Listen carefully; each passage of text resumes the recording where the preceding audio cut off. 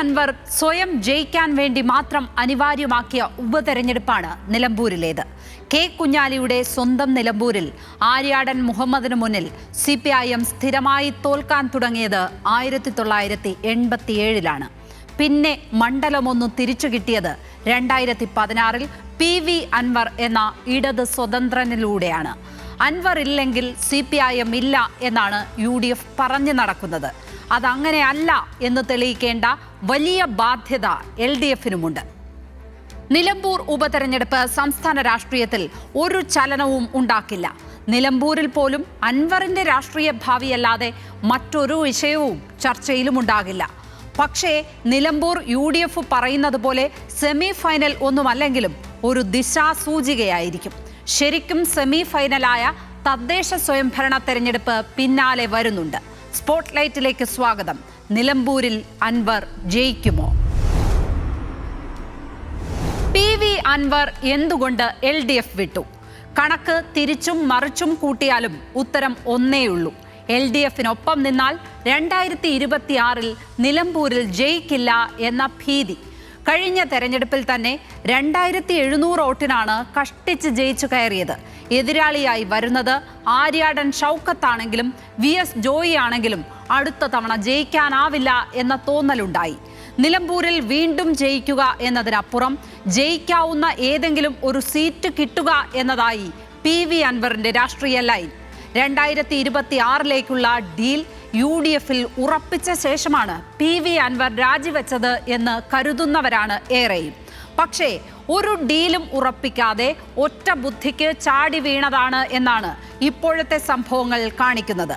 ADGP ആയിരുന്ന MR Ajith കുമാറിനെതിരെ നടത്തിയ യുദ്ധമൊക്കെ മുന്നണി വിടാനുള്ള കളമൊരുക്കാൻ ചെയ്തതല്ലെങ്കിൽ മറ്റെന്താണ്? അഴിമതിക്കെതിരെ യുദ്ധം നടത്തിയ അൻവറിനെ അല്ല കേരളം കണ്ടിട്ടുള്ളത്. നിയമം ലംഘിച്ചുള്ള വാട്ടർ തീം പാർക്കിന്റെയും അനധികൃതമായി കൈവശം വച്ച ഭൂമിയുടെയും ഒക്കെ പേരിൽ നടപടി നേരിടുന്നയാളെയാണ് കണ്ടിട്ടുള്ളത്. ജനതയുടെ കൺമുന്നിലാണ് തടയണ പൊളിച്ചു കളയേണ്ടി വന്നത്. എത്ര തവണയാണ് അനുമതി കിട്ടിയും നഷ്ടപ്പെട്ടും വാട്ടർ തീം പാർക്ക് വാർത്തകളിൽ നിറഞ്ഞത്? കഴിഞ്ഞ തെരഞ്ഞെടുപ്പിന് മുമ്പ് CRO ലിയോണിലാണെന്ന് റീലുകൾ ഇട്ട MLA ഒരു വാഗ്ദാനവും നൽകിയിരുന്നു. സ്വർണം കുഴിച്ചെടുക്കുന്ന ആ പണിക്കായി സ്വന്തം മണ്ഡലത്തിൽ നിന്ന് ചെറുപ്പക്കാരെ കൊണ്ടുപോകുമെന്ന്. PV അൻവർ എന്ന അധ്യായത്തിന് ഇങ്ങനെ ദുരൂഹമായ അനേകമേടുകളുണ്ട്. ഏറ്റവും കൂടുതൽ ഉപതെരഞ്ഞെടുപ്പുകൾ നടന്നിട്ടുള്ള മണ്ഡലങ്ങളിൽ ഒന്നാണ് നിലമ്പൂർ.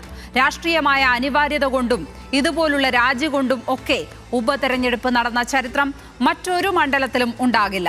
മഞ്ചേരി വിഭജിച്ച് നിലമ്പൂർ ഉണ്ടായത് 1965-ലാണ്.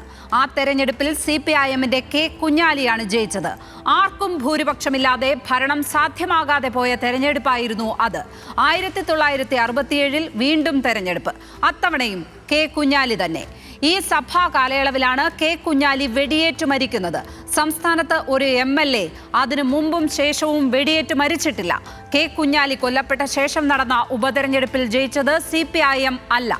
കോൺഗ്രസിന്റെ MP ഗംഗാധരൻ CPIM-ന്റെ VP അബൂബക്കറിനെ പരാജയപ്പെടുത്തുകയായിരുന്നു. നിലമ്പൂർ എന്ന മണ്ഡലം ഒളിപ്പിച്ചു വയ്ക്കുന്ന രാഷ്ട്രീയ ചുഴികൾ വെളിച്ചത്ത് വന്നത് ഇങ്ങനെയാണ്. 1970-ലും MP ഗംഗാധരൻ തന്നെ. കുഞ്ഞാലിയുടെ കൊലപാതകത്തിൽ മുഖ്യ ആരോപണ വിധേയനായ ആര്യാടൻ മുഹമ്മദ് 1977-ൽ ജയിക്കുന്നതാണ് പിന്നീട് കണ്ടത്. 1980-ൽ ജയിച്ചത് കോൺഗ്രസിന്റെ ഹരിദാസ് ആണെങ്കിലും ഏറെ വൈകാതെ രാജിവെച്ചു. ആ രാജി ആര്യാടൻ മുഹമ്മദിനെ ജയിപ്പിക്കുന്നതിന് വേണ്ടിയായിരുന്നു. ഉപതെരഞ്ഞെടുപ്പിൽ ഇടതുപക്ഷത്തെ കോൺഗ്രസ് സ്ഥാനാർത്ഥിയായി മത്സരിച്ച ആര്യാടൻ കോൺഗ്രസ് ഐയിലെ MR ചന്ദ്രനെയാണ് തോൽപ്പിച്ചത്. എന്നിട്ട് EK നായനാർ മന്ത്രിസഭയിൽ അംഗവുമായി. 1982-ലാണ് ശരിക്കുള്ള അട്ടിമറി നടന്നത്.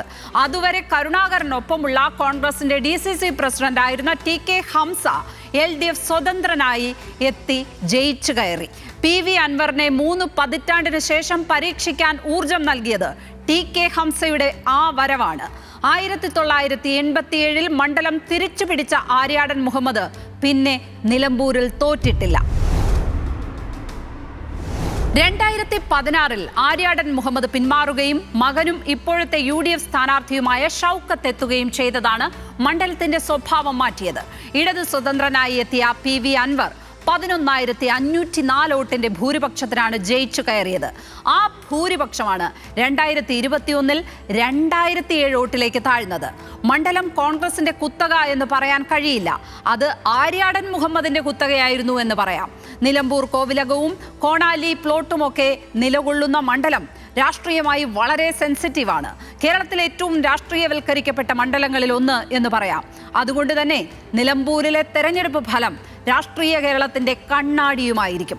സർക്കാരിനെതിരെ UDF പറയുന്നത് പോലൊരു വികാരം നിലവിലുണ്ടോ എന്ന് ഈ തെരഞ്ഞെടുപ്പ് ഫലത്തിൽ വ്യക്തമാകും. നിലമ്പൂർ നഗരസഭ, വഴിക്കടവ്, മൂത്തേടം, എടക്കര, പോത്തുകൽ, ചുങ്കത്തറ, കരുളായി, അമരമ്പലം പഞ്ചായത്തുകൾ. ഇതിൽ നഗരസഭയും 2 പഞ്ചായത്തുകളും LDF-നൊപ്പം, 5 പഞ്ചായത്തുകൾ UDF-നൊപ്പം. നഗരസഭയിൽ വാർഡെണ്ണവും വോട്ടെണ്ണവും കൂടുതലാണ്. അത് പരിഗണിക്കുമ്പോൾ മണ്ഡലത്തിൽ 2 മുന്നണികളും ഒപ്പത്തിനൊപ്പമാണെന്ന് പറയാം. പക്ഷേ ഈ മണ്ഡലത്തിൽ ചില കൗതുകമുണർത്തുന്ന ഘടകങ്ങൾ കൂടിയുണ്ട്. BJP, SDPI എന്നീ പാർട്ടികളുടെ വോട്ടെണ്ണം രസകരമാണ്. 2016-ൽ BDJSന്റെ ഗിരീഷ് മേക്കാട്ടാണ് NDAക്ക് വേണ്ടി മത്സരിച്ചത്. 12,284 വോട്ട് ഗിരീഷ് നേടി. എന്നാൽ 2021-ൽ മത്സരിച്ചത് TK അശോക് കുമാറാണ്. കിട്ടിയത് 8,595 വോട്ടും. PV അൻവർ 2,700 വോട്ടിന് മാത്രം ജയിച്ച ആ തെരഞ്ഞെടുപ്പിൽ BJPക്ക് 3,689 വോട്ടാണ് കുറഞ്ഞത്. മൊത്തം പോൾ ചെയ്ത വോട്ടിൽ വലിയ വർധന ഉണ്ടായി എന്നുകൂടി ഓർക്കണം. 2016-ൽ പോൾ ചെയ്തത് 1,62,503 വോട്ടാണെങ്കിൽ 2021-ൽ 1,72,205 വോട്ട് പോൾ ചെയ്തു. 10,000-ലേറെ വോട്ടുകൾ കൂടുതൽ വന്നിട്ടും BJPക്ക് 3,500-ലേറെ വോട്ടുകൾ കയ്യിൽ നിന്ന് പോയി. അത് നേടിയത് UDF സ്ഥാനാർത്ഥിയായിരുന്ന VV പ്രകാശ് ആയിരുന്നെങ്കിൽ ഇത്തവണ കഥ കൂടുതൽ സങ്കീർണമാകും. BJP മത്സരിക്കുമോ മാറി നിൽക്കുമോ എന്നത് മാത്രമല്ല, മറ്റൊരു ഫാക്ടർ കൂടിയുണ്ട് നിലമ്പൂരിൽ. കഴിഞ്ഞ 2 തെരഞ്ഞെടുപ്പിലും SDPI സ്ഥാനാർത്ഥിയായി മത്സരിച്ചത് K ബാബുമണിയാണ്. 2016-ൽ ബാബുമണി 4,751 വോട്ട് നേടിയപ്പോൾ 2021-ൽ കിട്ടിയത് 3,281 മാത്രമാണ്. അൻവർ 2,500 വോട്ടിന് ജയിച്ച തെരഞ്ഞെടുപ്പിൽ SDPIക്ക് നഷ്ടമായത് 1,500 വോട്ടാണ്. ഇത്തവണ SDPI സ്ഥാനാർത്ഥി ഉണ്ടാകുമോ? അതുപോലെ NDA ആരെ മത്സരിപ്പിക്കും? ഈ 2 ചോദ്യങ്ങളും ഏറെ പ്രസക്തമാണ്. മത്സരത്തിനില്ലാത്ത PV അൻവർ ആയിരിക്കും ഇത്തവണ മണ്ഡലത്തിലെ മുഖ്യ സ്ഥാനാർത്ഥിയും വിഷയവും. അൻവറിന്റെ രാഷ്ട്രീയ ഭാവി എന്നതിനേക്കാൾ പ്രധാനമായ മറ്റൊന്നുണ്ട്. എന്തിനാണ് ഇങ്ങനെയൊരു ഉപതെരഞ്ഞെടുപ്പ് എന്ന ചോദ്യമാണത്. ഈ പെരുമഴയത്ത് അതിനുള്ള ഉത്തരം കൂടി നിലമ്പൂരിൽ നിന്ന് പ്രതീക്ഷിക്കാം.